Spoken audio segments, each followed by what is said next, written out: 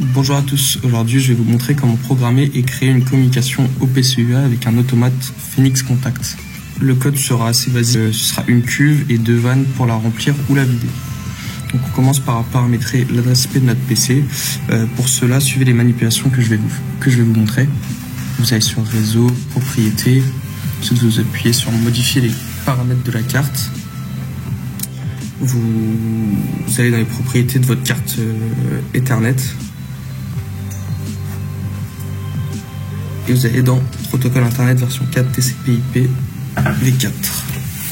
Ici vous allez utiliser l'adresse IP suivante et vous la rentrez manuellement, celle que vous voulez attribuer à votre ordinateur. Ensuite on ferme tout ça et je vais lancer l'invite de commande. Voilà. Et on marque ipconfig afin de pouvoir vérifier que l'adresse IP qui est ici dans carte Ethernet, adresse IPv4 est celle que j'ai mis auparavant. Et ensuite on va ping l'automate pour pouvoir vérifier qu'on arrive à communiquer avec lui par le réseau.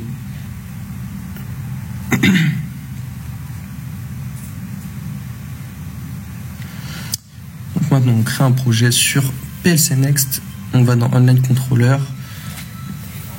Si vous voulez, vous pouvez scanner le réseau en faisant la petite flèche qui est à gauche, en cliquant sur le bouton sur la petite flèche qui est à gauche. Pour ma part, je vais l'ajouter manuellement pour montrer dans le cas où ça ne fonctionnerait pas. Donc là, vous choisissez dans la liste votre l'automate qui convient et vous le faites glisser jusqu'à projet. Vous attendez un petit peu, ça prend un petit peu de temps. Donc vous vérifiez bien que l'adresse IP ici est celle qu'on a mis auparavant. Vous allez dans Programming maintenant afin de pouvoir rajouter le code ou le programme. Donc là, vous faites un clic droit, Add Programme et vous mettez le nom que vous voulez. Ensuite vous allez sur PLC Next et vous ajoutez une tâche. Pour pouvoir mettre le programme dedans, vous le faites glisser jusqu'à la tâche et moi je veux une tâche qui s'exécute toutes les secondes, donc je vais rajouter un 0 dans l'intervalle dans la période.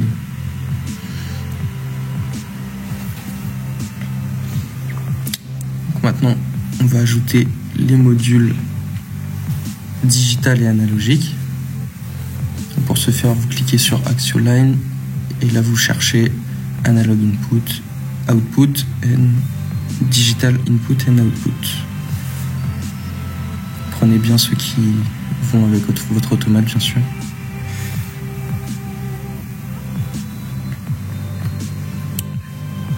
Vous pouvez voir quand vous allez dans Data List, on a les différents in et out. Là c'était les analogues. Et là c'est les digitales, donc je vais juste les changer de place parce que je préfère avoir les digitales au-dessus. Maintenant on va passer à la partie code, donc pour ma part je l'ai écrit en amont, donc je vais juste le copier-coller, je vous montre que c'est bien ici on peut coder. Voilà, je vais faire un copier-coller. Voilà, il y a des petits traits rouges en dessous, c'est parce que je n'ai pas encore déclaré mes variables, donc c'est ce qu'on va faire maintenant. Voilà, V1 classique, c'est pas très compliqué. Vous mettez juste, pensez bien à mettre usage external parce que sinon vous ne pourrez pas les récupérer en OPC-UA.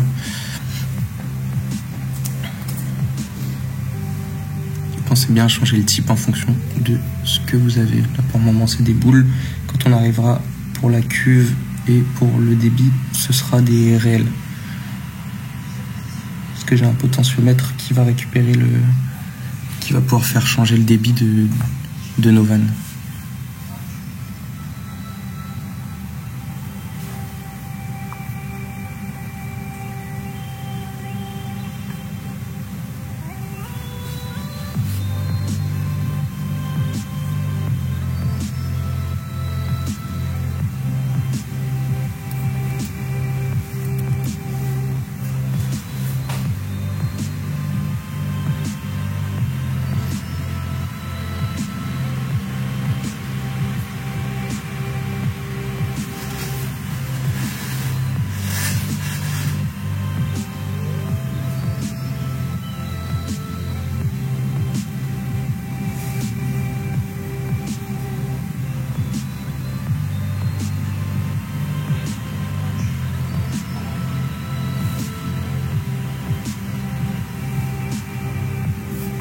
avec des boutons virtuels pour pouvoir les commander par la suite sur PC Vue en supervision.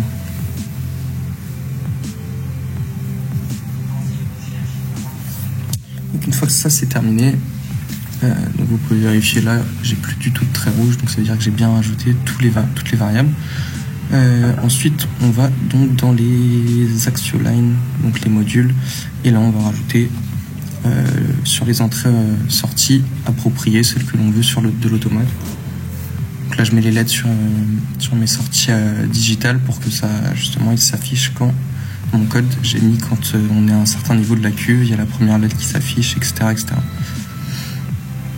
Et donc là on va dans l'analogue pour mettre la valeur du potentiomètre à récupérer. Et après je fais la conversion dans le code.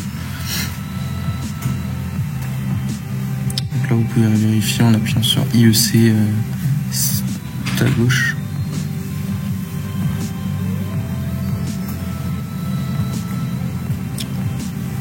Pour la communication, il suffit d'appuyer sur OPCUA et juste de changer bien la visibilité des variables et mettre All pour qu'on puisse tout le temps les voir. Maintenant, lancez PC Vue afin de faire une IHM et une supervision.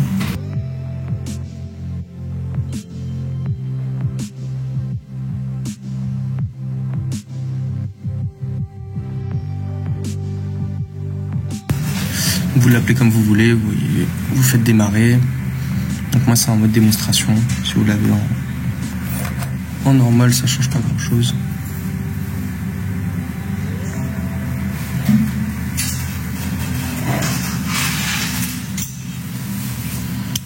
Donc maintenant, vous allez créer une synoptique en cliquant sur le bouton nouveau. Puis aller dans configuration, communication, OPCUA.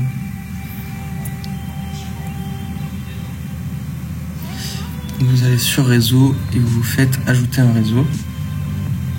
Vous l'appelez comme vous voulez. Vous faites appliquer et OK. Ensuite vous allez sur le réseau et vous faites ajouter un serveur. Donc dans ce serveur, vous l'appelez pareil comme vous voulez. Vous mettez l'adresse IP de l'automate plus le port. Donc moi c'est 4840. Et bien mettre la politique de sécurité à non, qu'il n'y ait pas de sécurité, sinon ça peut poser des problèmes dans notre cas. Donc là ensuite vous allez sur Network et vous voyez bien, vous vérifiez bien que l'état de la connexion c'est marqué connecté. C'est-à-dire que tout fonctionne. Ensuite vous allez dans surveillance et vous faites ajouter un groupe de scrutation. Donc vous l'appelez comme vous voulez, moi je vais l'appeler groupe 1. Et ensuite la période de scrutation, faut la changer parce qu'elle est de base à 1 minute, sauf que du coup ça s'actualisera très lentement toutes les variables. Après ça dépend de ce que vous voulez faire avec, mais pour moi je veux que ça s'actualise à peu près en temps réel, donc j'ai mis toutes les secondes. Ensuite vous allez dans configuration pour variables et sélecteur. Donc ici vous suivez bien le chemin que je fais. Donc c'est système, OPCUA, network, serveur. Là vous créez une variable booléenne, donc une variable d'état. Vous mettez le nom que vous voulez, vous allez dans source, vous mettez serveur, surveillance, vous mettez le groupe, et après vous allez dans mapping, objet, PLC next. Et là c'est celui-ci, et là vous n'avez plus qu'à chercher votre variable V1. Voilà. Si ça va un peu vite, n'hésitez pas à mettre pause sur la vidéo. Donc là je vais en faire une deuxième, je vais mettre le bouton virtuel. Alors là il faut mettre commande, parce que ça va être une variable qu'on va pouvoir commander de la supervision. Donc si vous ne le mettez pas, ça ne marchera pas quand vous appuierez sur un bouton avec cette variable. Donc là on met V1 vir, voilà, et on applique et OK. Donc j'ai fait les deux autres. Maintenant on passe, je vous montre comment créer une mesure. Donc vous allez dans création d'une variable mesure, vous l'appelez comme vous voulez, là je l'ai appelé Q1. Vous pouvez mettre l'unité, donc c'est des litres, et le format, ça va correspondre à l'ordre de grandeur, donc au chiffre derrière la virgule, etc. Donc voilà, il ne faut pas oublier de mettre U Comme ça affichera votre unité. Là, vous avez des petits trucs qui sont proposés. Vous mettez la valeur minimum et la valeur maximum. Moi, ça ira de 0 à 100. Et si vous voulez qu'elle soit commandable, vous pouvez le mettre juste en dessous. Mais c'est pas mon cas. Là, vous faites exactement la même chose que pour une variable d'état. PLC Next. Et là, vous prenez dans la liste. Voilà. Et vous faites pareil pour le débit.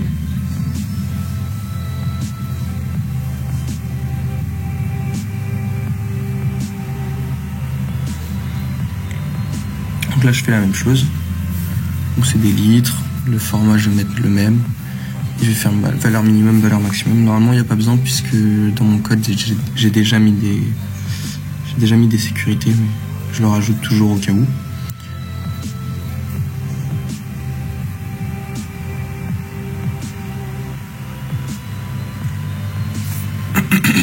Excusez-moi.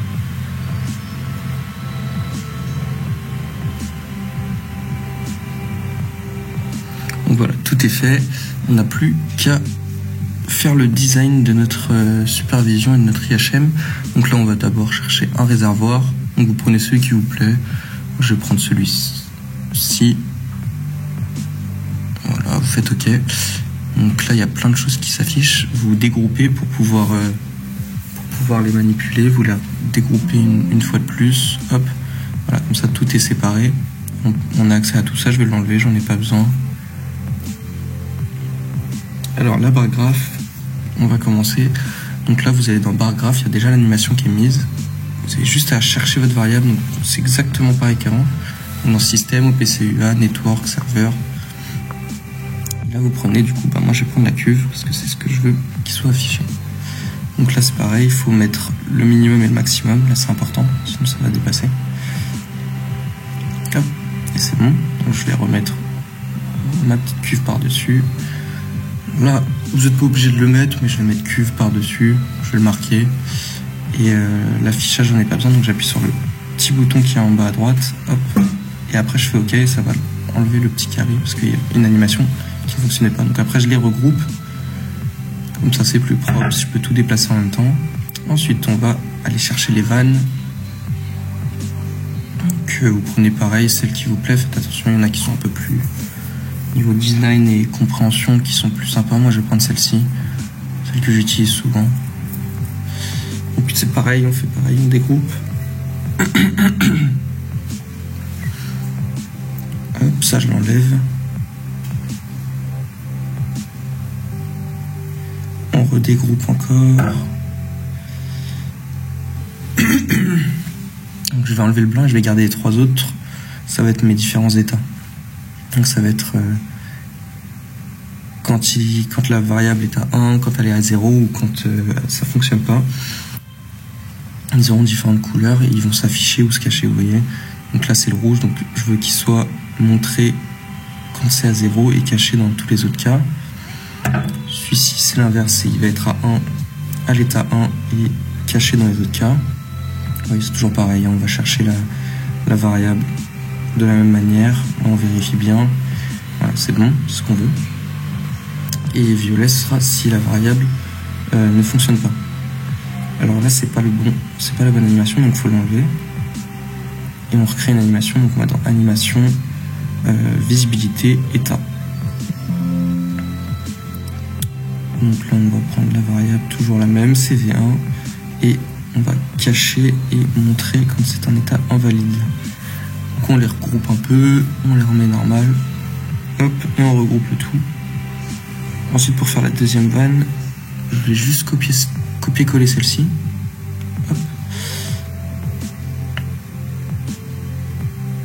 Et du coup, j'aurais juste à... Je peux faire dégrouper, effectivement. Hop. Et là, on fait juste... On change juste que ce soit pas V1, mais V2. C'est tout ce qu'il y a à faire, parce que tout le reste sera enregistré, vu qu'on l'a fait juste avant. Hop. Et le dernier... Nickel. Donc, ça c'est fait, on fait pareil, on regroupe.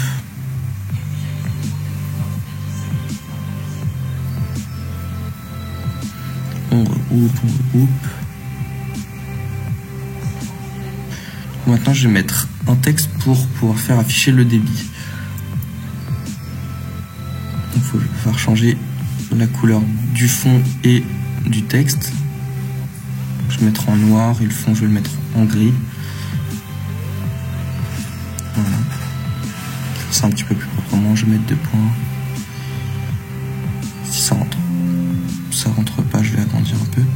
Voilà. Nickel, et je vais rajouter du coup un deuxième texte en mettant juste des X.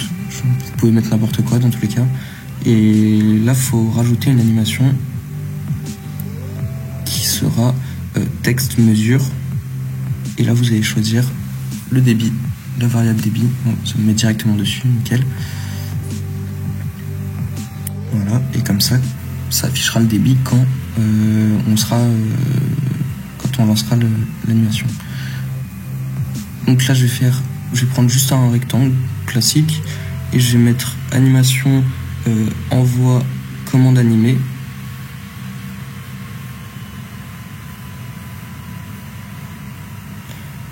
C'est pour faire les boutons virtuels, ça. Donc on va dans commande état, on met virtuel, V1 virtuel. Donc ça on laisse comme ça, c'est normal, il faut laisser. Et là ça me l'a mis automatiquement, donc c'est nickel. Donc on va mettre état 1, état 0, je vais juste mettre en rouge quand c'est pas mis.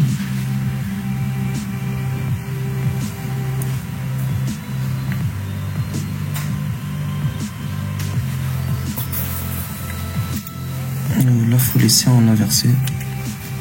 Je suis en train de réfléchir. Donc là on fait un copier-coller. On a juste à changer V2, enfin V1 en V2 et de l'autre côté pareil.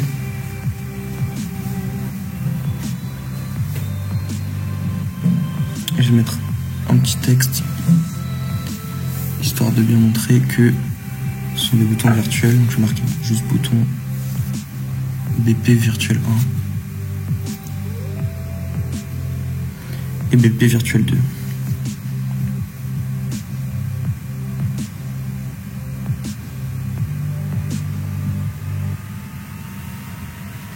Ensuite on passe à la simulation. Donc on voit bien quand j'appuie sur le bouton virtuel 1 et qu'il y a un débit de 5, ça augmente petit à petit. Ensuite, je fais varier ce débit avec mon potentiomètre. Bon, vous pouvez pas le voir, mais je le fais bouger. Vous voyez, ça diminue petit à petit jusqu'à s'arrêter. Ensuite, je relance. Je vais remettre le débit et je vais appuyer sur le bouton virtuel 2. Ça a descendu un petit peu. Voilà, vous avez vu, quand on met les deux en même temps, ça se vide. Là, je le fais physiquement.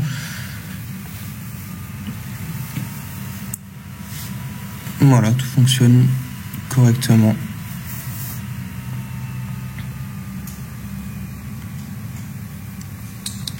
Donc, le plus de potentiomètre avec le débit, 5.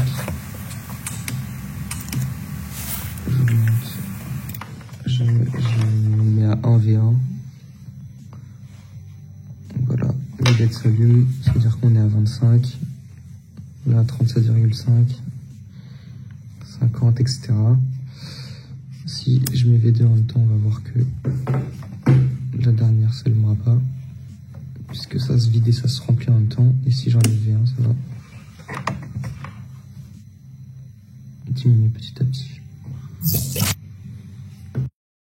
Merci d'avoir visionné et j'espère que ça vous aura été utile.